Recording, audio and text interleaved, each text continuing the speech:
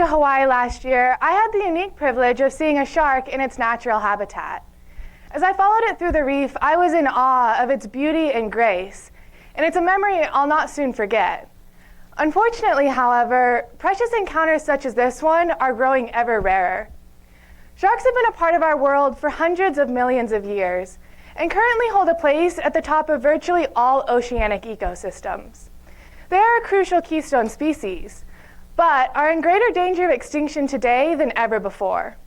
According to the World Wildlife Organization, over 40% of pelagic or open ocean dwelling shark species and 25% of all sharks and rays inhabiting coastal continental shelves are threatened with extinction.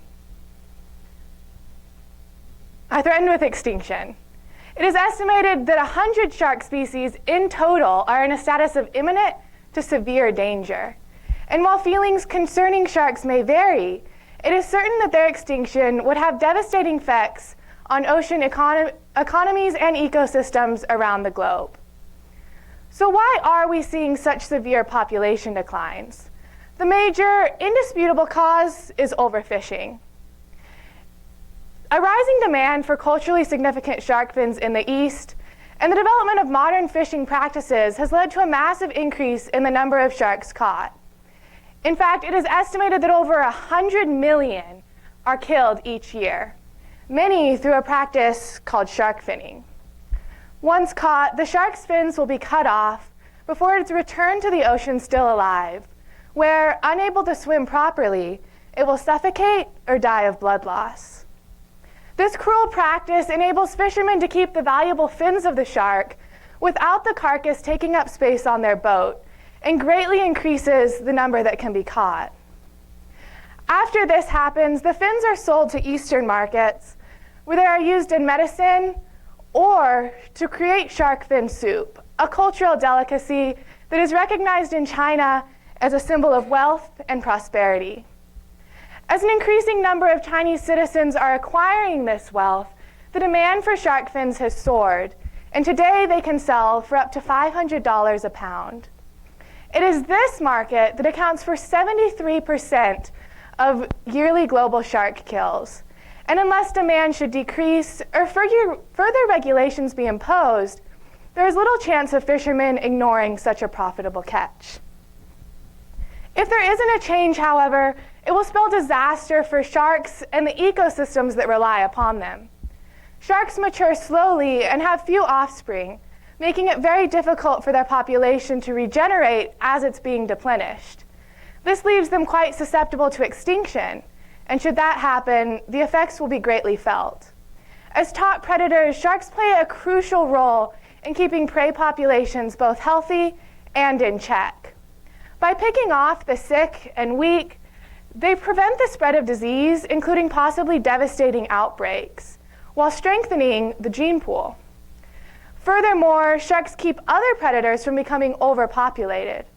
Already, the decline in the shark population has led to an increase in the number of rays. This greater ray population now demands more scallops, clams, and other bivalves, setting off a chain reaction that greatly hurts the biodiversity of the ecosystem. Sharks have even been shown to change the behavior of prey species for the better. Scientists in Hawaii found that in the absence of tiger sharks, sea turtles overgrazed certain seagrass beds and soon destroyed their habitat. With the tiger sharks around, they intimidated the sea turtles, and they would graze over a broader area, making the entire habitat healthier. These are just a few of the ways the removal of a keystone species can hurt an ecosystem as a whole. But should sharks go extinct, the effects will not only be felt by the environment. Economies will suffer around the globe. The blow to fisheries in particular could be severe. We've already seen the beginning, as 3 years ago, scallop and oyster harvest on the US eastern seaboard were devastated.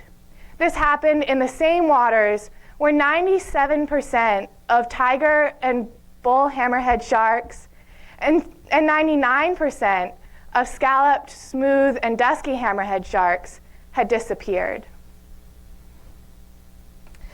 Sharks also play an important role in ecotourism and are therefore important to coastal economies. In fact, a report by the Smithsonian suggested that a hammerhead shark over the course of its lifetime will be worth $1.6 million.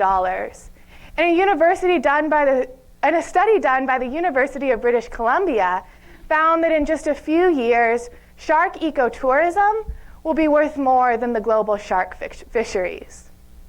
So how can we save this incredibly valuable species? The good news is that progress has already been made.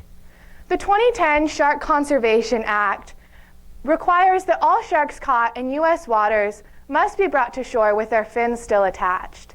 And 22 other countries have also placed domestic regulation on shark finning. Regulation is only one part of the puzzle, however. The true victory will come when we change the way cultures around the world view sharks. The Chinese government began to facilitate this change in 2012 when they banned the serving of shark fin soup at official banquets. A study the same year found that 6% of luxury hotels in 3 major Chinese cities had also stopped serving the dish. This is change in the right direction. However, much more needs to be done. Both here and abroad, we need to spread awareness about the importance of sharks and the severe danger that they're in. It is only by valuing these creatures in proportion to their true importance that we will have a chance at preserving and rejuvenating their populations. Sharks have swum this planet's oceans for 450 million years. They've survived all 5 of history's mass extinctions. But will they survive man? That's a question we'll have to answer. Thank you.